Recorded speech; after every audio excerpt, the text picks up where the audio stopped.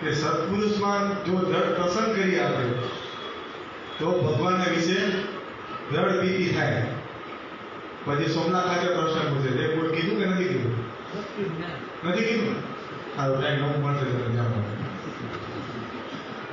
સોમનાથ ખાતે પ્રશ્ન પૂછે છે કે મહારાજ તમે તો કે પ્રસંગ કરી અડધા થઈ ગયા, પણ તો એ ત્રીજે તો થતો જ નથી ભગવાન.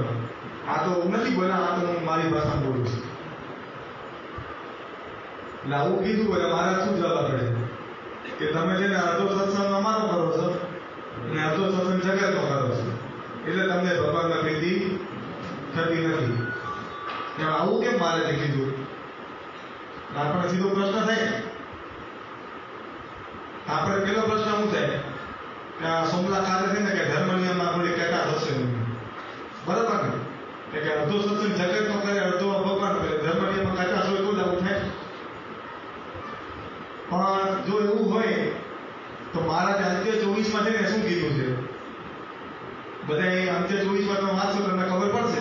એમાં છે ને બધા સંતો ભક્તોના વિશેષતાઓ બધી કીધી છે મહારાજે. એમાં સોમનાથ ખાતેની વિશેષતા કીધી છે. શું કહે છે કે એમનું જીવન એક ઘેણીનું જીવન હતું. હવે ક્યારે કહી શકે? હવે વિચાર કરો, આપણે જયારે સત્સંગમાં નવા હતા, હું મારી વાત કરું છું ભાઈ, તમારી વાત નથી કરતો.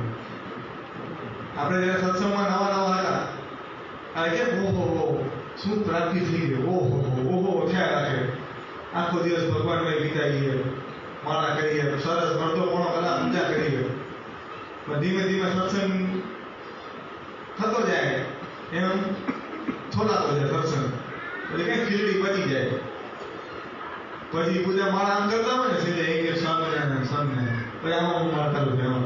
એક ક્યારે 5 4 મળતા ઉડે એક હાથે બહુ ગયો પછી આમાં હું આવી રીતે માળા કરતો હતો. ક્યારે 2002 સત્સંગ થયો, 2010 પછી આવી રીતે માળા કરતો હતો. ખીચડી પચી ગઈ હતી. પછી સમજાણો કે ના આવું ના કરે, પછી શાંતિથી ચાલુ થયું અને આ ખીચડી પચી જાય. પણ મારા ત્યાં શું સોમનાથ ખાતેની વિશેષતા કહે છે કે એક ઘેણીનું જીવન હતું. આના પછી આપણે ખબર પડે કે એનું નિયમ ધર્મમાં કચાશ નહીં હોય, સુરાપુરા હશે નિયમ ધર્મ. તો મહારાજે કેમ આવું કીધું કે તમે અડધો સત્સંગ આનો કરો, અડધો સત્સંગ અમારો કરો છો? એના આખી હિસ્ટ્રી છે. એ ઇતિહાસ એવો છે કે સોમનાથ ખાતે છે ને એ કાઠી દરબાર હતા. એટલે કાઠી દરબારનો ઉપાસક કોણ હોય? સૂર્યનારાયણ ભગવાન. એ એમના ઉપાસ્ય દેવ હોય. હવે ધીમે ધીમે મારાથી દીક્ષા દ્રઢ થઈ, મારા તો ભજન કરતા ચાર થયા. પણ એક ખાલી ખામી હતી એમના. શું હતી? કે રોજ સવારે સૂર્યોદય થાય અને સૂર્ય ભગવાનને વંદન કરવા જાય, પ્રાર્થના કરે. પ્રાર્થના હું ભૂલી ગયો છું, પણ આપણે વચનામૃતની એપ્લિકેશન છે એમાં લખેલું છે. હિસ્ટ્રી તમે દબાવશો ને વચ્ચેનું બટન, એમાં લખેલું તમે વાંચી લેજો. હું ભૂલી ગયો છું, મને યાદ નથી. એ પ્રાર્થના કરે એટલી ખાલી ખામી, આટલી થોડીક જ ખામી. એ થોડીક ખામીને લીધે મહારાજ આવું કર્યું, સત્સંગ અડધો અમારો અડધો જગતનો કરો. તો જે પતિવ્રતાની ભક્તિની જે વાત કરી છે ને મહારાજે, એ આ પતિવ્રતાની ભક્તિ. પતિવ્રતાની ભક્તિ એટલે શું? કે આશ્રમની જ્યારે વાત આવે તો એક જ ભગવાન હોય, બરાબર? અને આપણે એમાં દેવી દેવતાને અપમાન નથી કરતા. આપણે જો અપમાન કરતા હોય તો અમારા જન્માષ્ટમી આવશે, આપણે બધા શાંતિમાં નથી જન્માષ્ટમી દિવસે મેળા ઉપવાસ કરશું. પછી નરસિંહ જયંતિ આવે, હનુમાન જયંતિ આવે, શિવરાત્રી આવે. તમને તો ખબર નથી, અમારા સંતોને દિવસે ફરાર હોય. અમે આપણે રેગ્યુલર ભોજન ના જમી લઈએ આખો દિવસ. એ દિવસ આખો દિવસ અમારે ફરાર જ કરવાનો. તો આપણે અપમાન નથી કરતા. પણ ભક્તિની વાત આવે, આશ્રમની વાત આવે તો એક જ ભગવાન હોવા જોઈએ. એનું શ્રેષ્ઠ ઉદાહરણ છે બ્રહ્માનંદ સ્વામી. કારણ કે બ્રહ્માનંદ સ્વામી તમે ખાલી જુઓ ને કેવી બુદ્ધિ શક્તિ હતી એમની. જ્યારે બ્રહ્માનંદ સ્વામી કેરળામાં મહારાજની પરીક્ષા કરવા માટે આવે છે તો 4 સંકલ્પ કરે છે. પણ ખબર છે 4 સંકલ્પ? બોલો. હા હા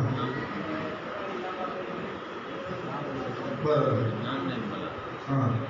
ચાર સંકલ્પ તમને લાગે છે કે પૂરા કરે? હવે આમાંથી અમે એક તો આપણે સિંગારા સાહેબના ઘરે ગયા, પછી એક આપણે નામ તો મને યાદ જ નથી મને, પછી આમના ઘરે ગયા હતા, પછી બધા પાછળ બેઠા એમના ઘરે ગયા હતા. એમનો દીકરો આવ્યો કે તમારો નથી આવો? વાંધો નહીં, ભગવાનની ઈચ્છા. પછી આટલા યાદ છે મને. બોલ આપણે તો હમણાં કેટલા કેટલો સમય થયો? કાંઈ સમય નથી થયો. ઘરે આવ્યો કેટલો ટાઈમ થયો? બે અઢી કલાક થયા, કોઈ નામ યાદ નથી. હવે તો કોઈ માણસ જેને મળ્યો જ નથી એનું નામ કેવી રીતે આવે? અને મારા સીધું નામ લઈને આખું જીવન વૃત્તાંત કહે છે. એટલું જ ને કાંઈ નામ નથી આવતા.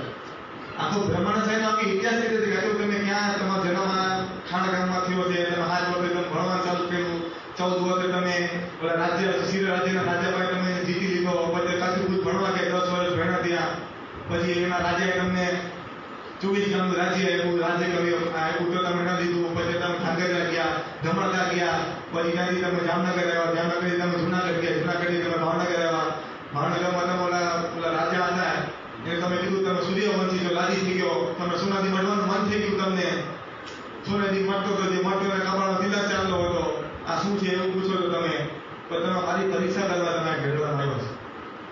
આખું જીવન ઉતાર મારે કહી દીધું એટલે મોટા આંગળા નાખી ગયા, તમે ગાડી લાવો, શું વાત છે ભગવાન.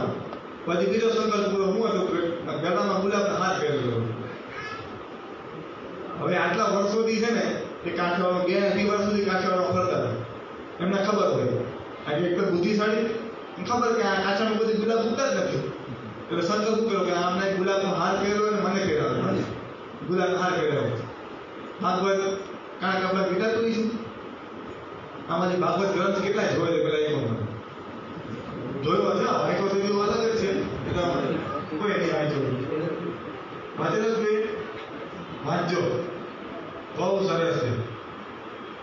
આપણે ખબર પડે કે આપણો પૂર્વનો ઇતિહાસ કેવો છે. તો ભાગવત કેમ ખાલી પેલો ભાગ ખાલી આટલો જાતો છે, આટલો જાતો પેલો ભાગ. હું વાંચી ઉપર કહું છું, વાંચીને પછી બોલું છું. આમાં 2 ભાગ છે, આટલો થાય. હવે ભાગવત ગ્રંથ છે ને 2 પવિત્ર કાપડમાં વીંટવામાં આવે હંમેશા, લાલ અને લીલો. અને આમને કાળામાં વીંટેલો એવી પ્રાર્થના કરી. કાળા વીંટાતો છે અને મારે તો સંકલ્પ પૂરો કરવા માટે ભાગવત કાળામાં વીંટેલો. બોલો તો આવા 4 સંકલ્પ પૂરા ત્યાં બુદ્ધિ હલાવી જોઈએ. ભગવાન સાચા ભગવાન અને સંતને ઓળખવા માટે બુદ્ધિ પ્રમોક્ષમાં બહુ કહેતા હોય કે જ્યારે તમે ભગવાન અને સંતની ઓળખાણ કરવી છે, સાચા સંત કોણ છે, ભગવાન કોણ છે, ત્યારે તમે બુદ્ધિ હલાવો. પણ બુદ્ધિ હલાવ્યા પછી ખબર પડી કે આ ભગવાન અને સંત સાચા છે, પછી બુદ્ધિને બંધ થયું. પછી ગમે તેવા ચરિત્ર કરે ને તો પણ એમાં તમારે મનુષ્ય ભાવના આવવું જોઈએ. આ બ્રહ્માનંદ સ્વામી શ્રેષ્ઠ ઉદાહરણ છે. આપણે પતિવ્રત અને ભક્તિની વાત કરીએ છીએ, હવે તમે વિચાર કરો કે આટલા બુદ્ધિશાળી વ્યક્તિ જ્યારે કેટલામાં પરીક્ષા કરવા માટે આવે છે ત્યારે 10,000 રૂપિયા ઢોકળા એ નગરના અને 22,000 રૂપિયા જામ સાહેબની કોરી અને નવાબની કોરી, 16 ઘોડા, 7 ઊંટ, પછી 1 સિગરા, 2 બળદગાડી, 50નો અંગરક્ષો લઈને આવે. આ કે એનું બધું ઠાઠમાં એટલો બધો હતો ને, સોના વેર, અંદર તો આપણું સોનાનું કાળા, ઓલા મુગલ ને બધું સોના. હવે હાથા માટે પોકતો જોઈએ ને, 50 તો ઓલા સિંધ ઓલા તલવાર બધું ભેગા ચાલતા. હવે આવા વ્યક્તિ કે મારા કેવી પરીક્ષા કરે છે તમે કહો. હવે છે ને આપણે દુષ્કાળ હતો ત્યારે મારા છે ને ગુપ્તવાસમાં રહેતા હતા કરિયાણામાં, અને કરિયાણામાં કનુ મકવાણે ત્યાં મારા ગુપ્તવાસમાં રહે. બધા સંતોને એમણે અલગ અલગ જગ્યાએ બધાને મૂકી દીધેલા અને આજ્ઞા કરેલી તમારે જો કોઈને મળવું હોય તો મને પૂછાવું કોઈ મળવા નહીં આવો, મારે આજ્ઞા કરેલી. બ્રહ્માનંદ સાહેબ મંડળ ત્યાંથી ફરતું કરિયાણા પહોંચે છે અને ખબર પડી કે ભાઈ મારા તો અહીંયા જ છે. એટલે પછી કામની વારે હતા એટલે વાડી હતી ત્યાં એક છોકરો છે ને હાથી હાલતો હતો. હવે બ્રહ્માનંદ સ્વામી છોકરાને કીધું કે કામ કરે નહીં કે આ પત્ર છે ને ત્યાં કાનુ ભગવાન ત્યાં મારા છે, તું પત્ર આપી આવ. છોકરો કે હું પત્ર આપે છે હાથી કોણ આપશે, આ કામ અંગે કરવું છે ને, હાથી આગળ ભળી કે હેડી છે. તો બ્રહ્મા છે કે તું જા, હું હાથી આપીશ.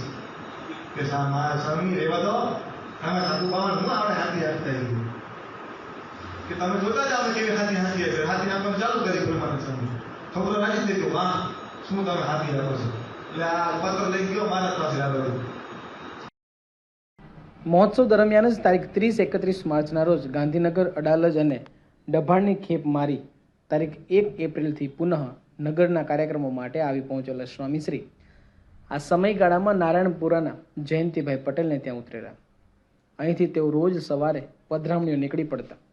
સાંજે નગરની ગતિવિધિ ન હોવાથી દેશ દેશોના હરિભક્તો પણ ઉમટવા લાગેલા. તેઓને નિરાતે મળીને સ્વામીશ્રી સૌને સંતોષ પમાડતા. આમ દિવસ રાત તેઓ અત્યંત પ્રવૃત્તિશીલ રહેતા, છતાં પ્રભુ પરાયણ જણાતા. અનુભવ પામીને જ તારીખ 1 એપ્રિલની રાત્રિ સભામાં આંતરરાષ્ટ્રીય સંતો વક્તા શ્રી સત્યમિત્રાનંદ ગિરિજીએ કહ્યું, પ્રમુખ સ્વામીના હાથમાં હંમેશા માળા હોય છે.